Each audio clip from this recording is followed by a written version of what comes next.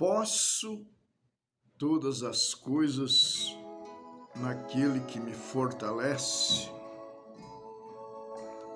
Isso foi uma expressão de Paulo aos Filipenses, capítulo 4, o versículo 13, onde ele diz: posso todas as coisas em Cristo, que me fortalece. Essa tradução aqui, ela diz em Cristo. Então, meus preciosos irmãos, estamos vivendo um momento importante da história. Mas aqui está um versículo que dá força ao cristão. Posso todas as coisas naquele que me fortalece, ou seja, em Cristo que me fortalece. Agora, no capítulo 12 de 2 aos Coríntios, e o verso 9, o Senhor Jesus disse para Paulo: a minha graça te basta, porque o meu poder se aperfeiçoa na fraqueza. De boa vontade, pois, me gloriarei nas minhas fraquezas, para que em mim habite o poder de Cristo. Então, Paulo está se sentindo aqui confortado, né, pelo próprio Senhor Jesus. Ele disse que tinha um espinho na carne que o esbofeteava continuamente. E por 3 vezes ele orou ao Senhor para que o livrasse daquilo. E a resposta de Deus para Paulo foi esta: a minha graça te basta, porque o meu poder se aperfeiçoa na fraqueza. Por isso sinto prazer nas fraquezas, nas injúrias, nas necessidades, nas perseguições, nas angústias, por amor de Cristo. Porque quando estou fraco, então sou forte. E aqui em Filipenses 4, verso 13, ele disse: posso todas as coisas em Cristo que me fortalece. E em Timóteo, 1 Timóteo, capítulo 1, isso mesmo, o versículo 12, olha o que Paulo diz aqui. Ele diz: e dou graças ao que me tem confortado, Cristo Jesus, né? A Cristo Jesus, Senhor nosso, porque me teve por fiel, pondo-me no ministério. E aí está a gratidão, né? Veja bem, Deus o incluiu no ministério. Ministério de quem? De algum homem? Não, ministério de Cristo. Então ele podia dizer: eu posso todas as coisas naquele que me fortalece. Se Deus te colocou no ministério, ele vai te fortalecer. Disso você pode ter certeza. Deus se encarrega de te fortalecer, de te dar graça, se você é parte desse ministério de Cristo. Porque é Deus que coloca. Então, ele também coloca e não te abandona. Ele dá força. Ele dá graça para que você possa estar fortalecido por Ele. No capítulo 15 de São João, capítulo 15, Jesus disse assim, é bom a gente relembrar disso aqui. No capítulo 15, verso 5, ele disse, eu sou a videira, vós as varas. Quem está em mim e eu nele, esse dá muito fruto. Porque sem mim, nada podeis fazer. Se você é uma vara que está em Cristo, não é que você foi enxertado na videira. Não. Não, você nasceu nessa videira, você está em Cristo. Você nasceu no ministério de Cristo. Não foi alguém que te colocou. E se você está nele e ele em você, então tem que produzir. E produzir frutos bons. Frutos para a vida eterna. Agora lembre-se, o poder de Deus se aperfeiçoa na fraqueza. Exatamente isto que Paulo está dizendo aqui. No livro de Filipenses, na carta aos Filipenses, o capítulo 1 e o verso 6, nós podemos retornar aqui na Escritura, que diz assim, tendo por certo isto mesmo, o verso 6 e o 7, que aquele que em vós começou a boa obra, a aperfeiçoará até o dia de Jesus Cristo. A perfeição de Deus nem sempre é como nós quer. É como Deus quer. Isso mesmo.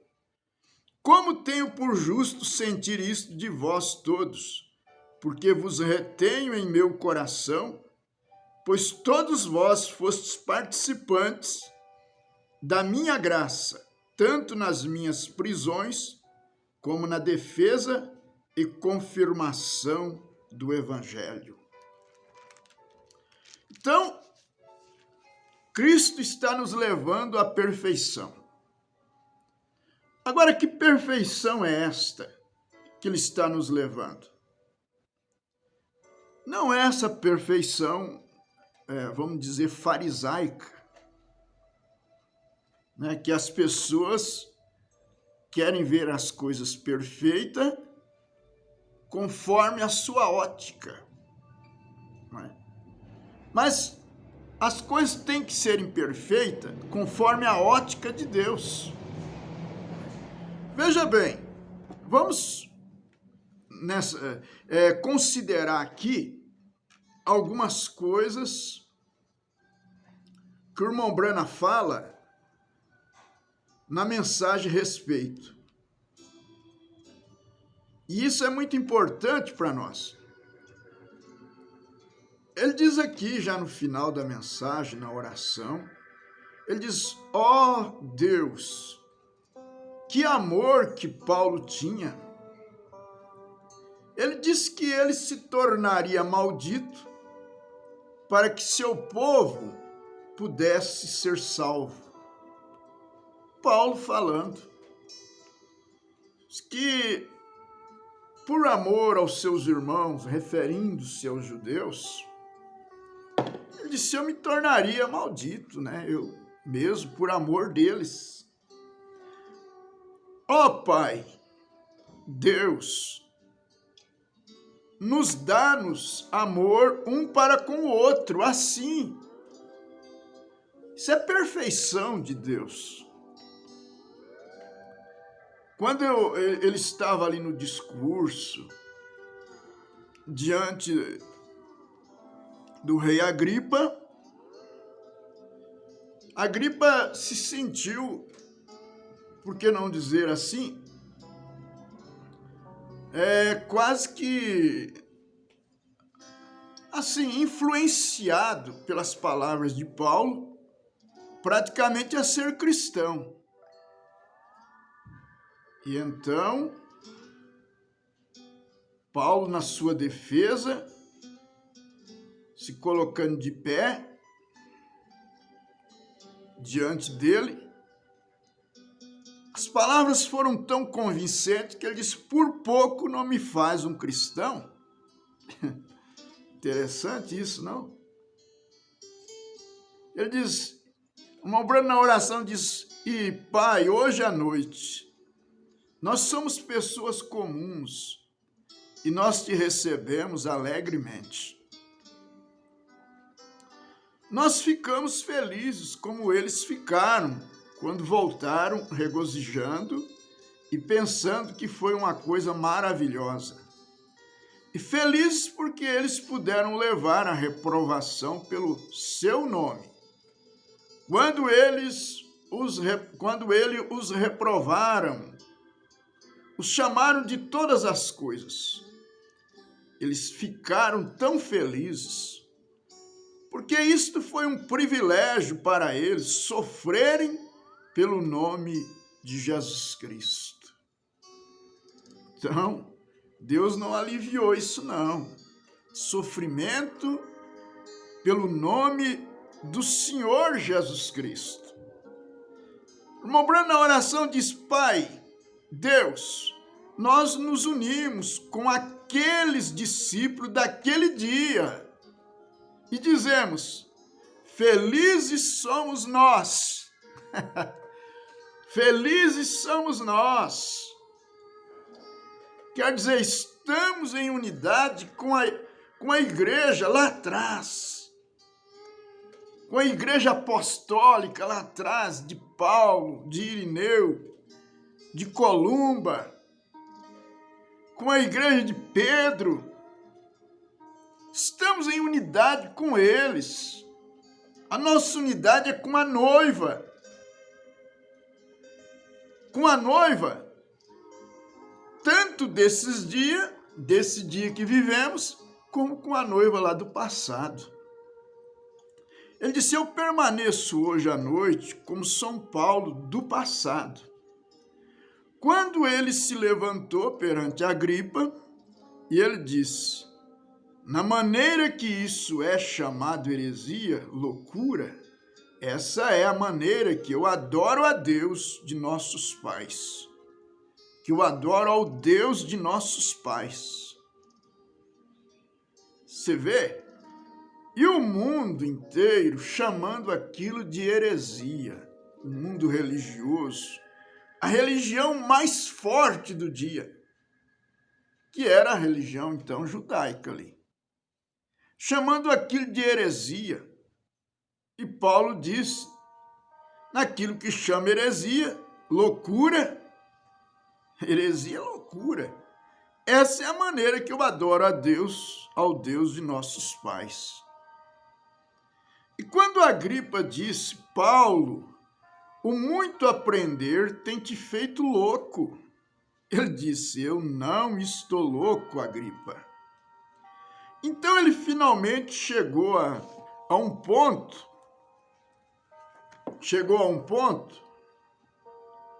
Ele diz: tu quase me persuadiste a ser um cristão. E ele disse: eu desejaria que tu fosses como eu mesmo, sem estas correntes e grilhões. Paulo disse para o rei Agripa. Você sabe, irmão, ele não estava falando com qualquer um. Ele estava falando com o rei Agripa, com um potentado. Agora, você deve prestar atenção nisso. Ele não estava muito emocionado por estar diante do rei Agripa, batendo palma para o rei Agripa. Não, não. O que muitos fazem hoje, né? Se envolvem na política e bate palma para esse partido, para aquele outro. Paulo não estava assim, não. O apóstolo Paulo estava ali dando testemunho de Cristo, sem nenhum comprometimento. E até sendo preso por causa do nome do Senhor Jesus Cristo. Aquilo que muitos hoje fazem um status disso, até mesmo para se eleger na política, mas naquele tempo não.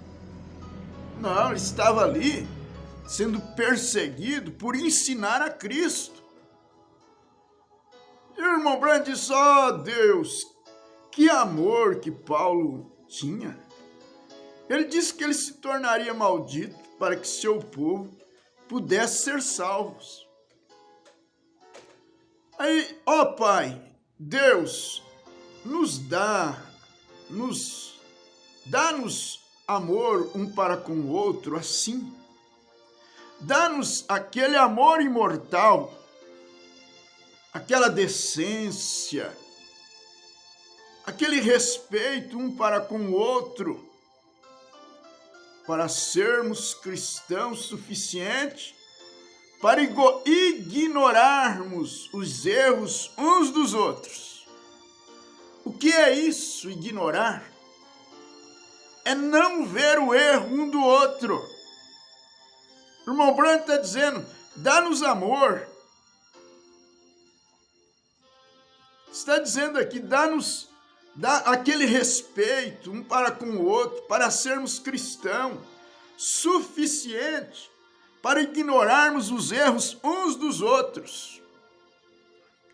Quer dizer, dá-nos respeito suficiente, temor de Deus suficiente para ignorar os erros uns dos outros.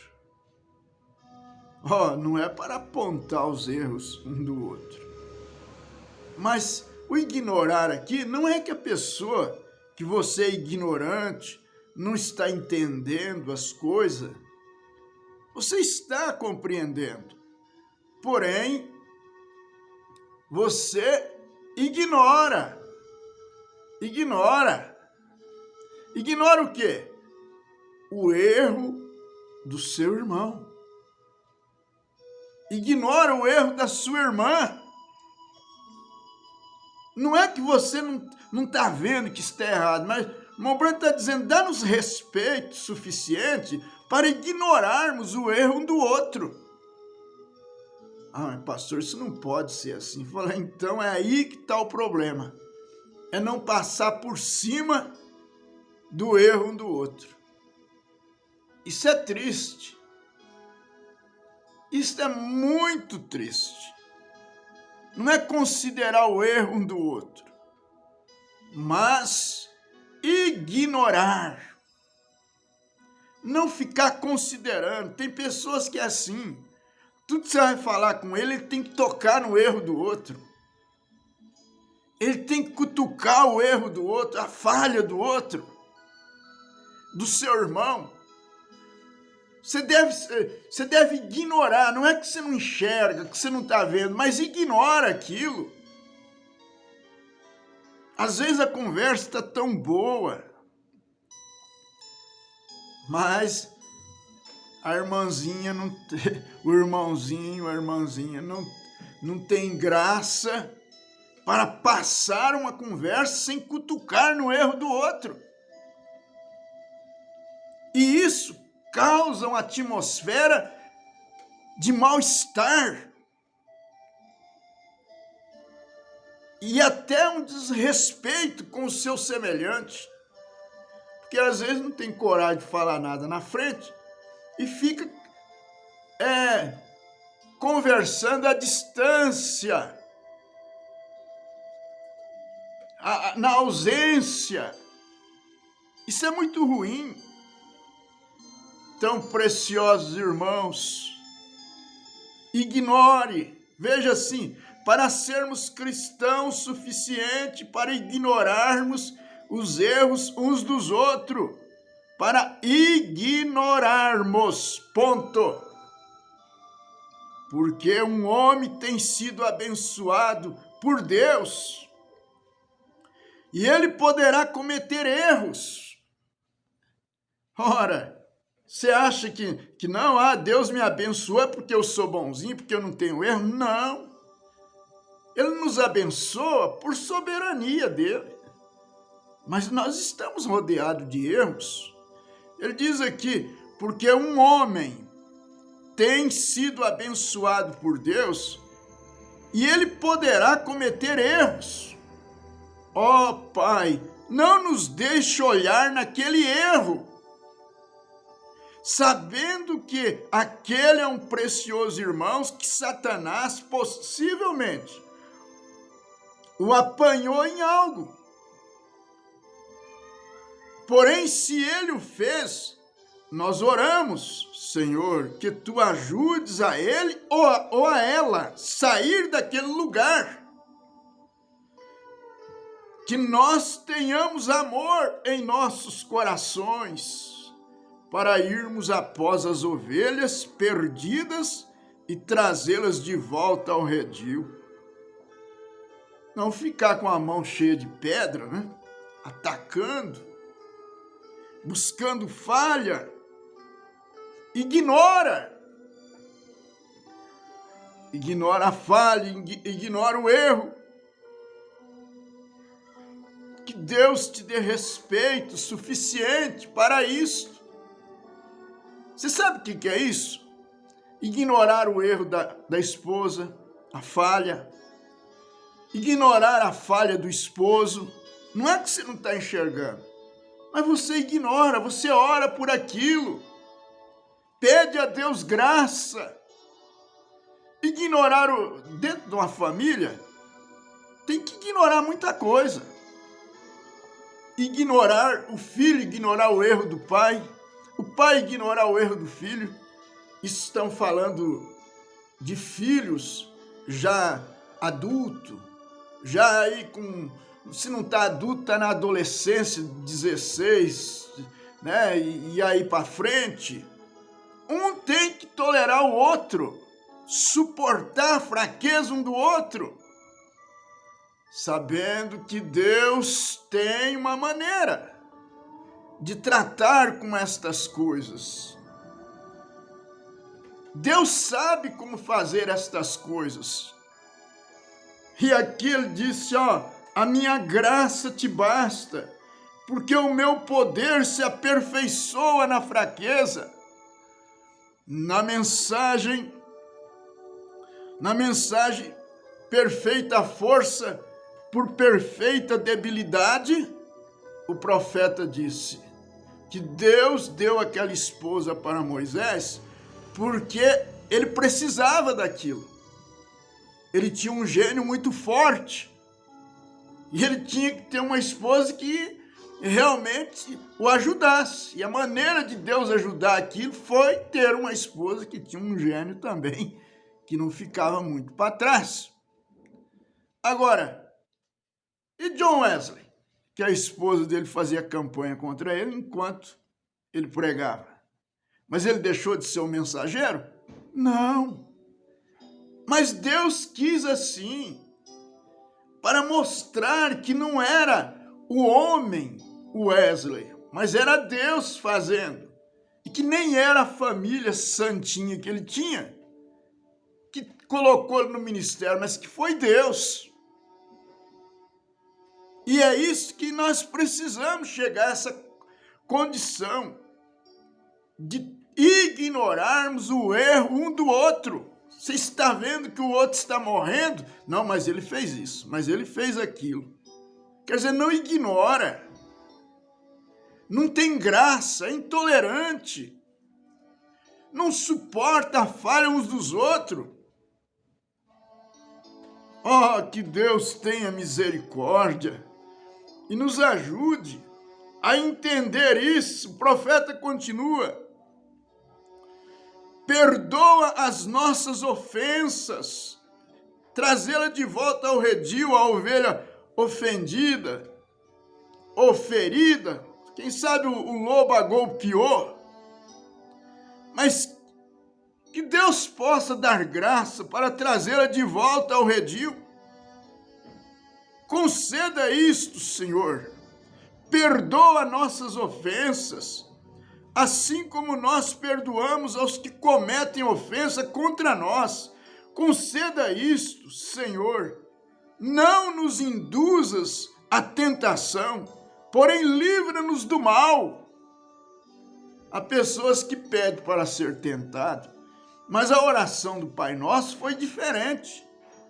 Jesus ensinou nós orarmos, pedir a Deus que nos livre da hora da tentação e não nos induza, porque nós somos fracos. Nós não temos condições próprias para suportar nenhuma tentação. Muito bem, meus preciosos irmãos. Veja bem, ele diz: conceda isto, Senhor. Não nos induzas à tentação, porém livra-nos do mal. Pois teu é o reino, e o poder e a glória para sempre. Amém. E quando o irmão Branham termina essa oração, o irmão Neville começa a falar em língua e dá uma mensagem em profecia. Aleluia. O irmão Branham, quando o irmão Neville termina a mensagem em profecia, o irmão Branham diz: obrigado, Senhor. Obrigado, Pai. Nós te louvamos, ó Santo. Quão glorioso és tu, Pai. Como nós te agradecemos, Senhor. Que conforto é sentir a presença do Espírito Santo e ouvi-lo falar através de lábios humanos para nós, confirmando que ele ainda permanece Deus em nosso meio. Nós te agradecemos por isto. Pai, continua conosco, Senhor. Tolera-nos. Você vê que expressão? Tolera-nos. Tolera o seu irmão. Tolera a sua irmã. Você não quer que Deus te tolere? Assim como vocês perdoam os homens, assim também Deus perdoa você. Assim como você perdoa a mulher, assim também Deus te perdoa. Tolera. Mas não tem tolerância. O mundo é um mundo de intolerantes. E nós estamos vivendo nesta hora. Mas a palavra de Deus não muda, ela está aqui escrita. Carregai as cargas uns dos outros. Suportai-vos uns aos outros. E Paulo disse: olha, se mordeis, vede que não vos consumais entre vós. Que Deus tenha misericórdia, que esse espírito intolerante, que não suporta o vizinho, que não suporta um ao outro, seja expulso do coração das pessoas. Deus tenha misericórdia. O profeta diz: ele ainda permanece Deus em nosso meio. Nós te agradecemos por isto, Pai. Continua conosco, tolera-nos, para que nós possamos ser teu povo. Você acha que se Deus não nos tolerasse, nós poderíamos ser seu povo? De maneira nenhuma. Se você quer ser um cristão, uma cristã, tolere o seu irmão. Ou você vai viver isolado? Não, não, não. Lá no céu ninguém vai viver isolado. A Bíblia é que diz: se andarmos na luz, como ele na luz está, e tivermos comunhão uns com os outros, quer dizer, você não está isolado. O sangue de Jesus Cristo, seu Filho, nos purifica de todo o pecado. Ele diz: continua conosco, Senhor. Tolera-nos para que nós possamos ser teu povo. Através de Jesus Cristo, nós pedimos isto. Amém. Aí ele começa a dizer: não é maravilhoso ser um cristão? Não é maravilhoso ser um cristão? Que cristão você é? Um cristão que tolera, que suporta. Sim, uma pessoa que não tolera, que não suporta. Eu não sei se ele pode bater no peito, porque ele é um cristão. Um cristão não vive passando por cima de ninguém. Ele tem respeito, ele tem consideração. Não é maravilhoso conhecer a Deus e conhecer sua presença? De pensar que agora, hoje, como ele tem feito isto mesmo na segunda vez, hoje ele falou à irmã aqui, veio naquela luz assim como ele fez e lhes falou, porque eles tinham crido na mensagem. Ele é glorioso, não é? Você não ama? Você não ama a ele? Quantos o amam? Quantos o amam com todo o seu coração, com toda a sua alma? Ele é maravilhoso. Que Deus te abençoe, que Deus te dê graça.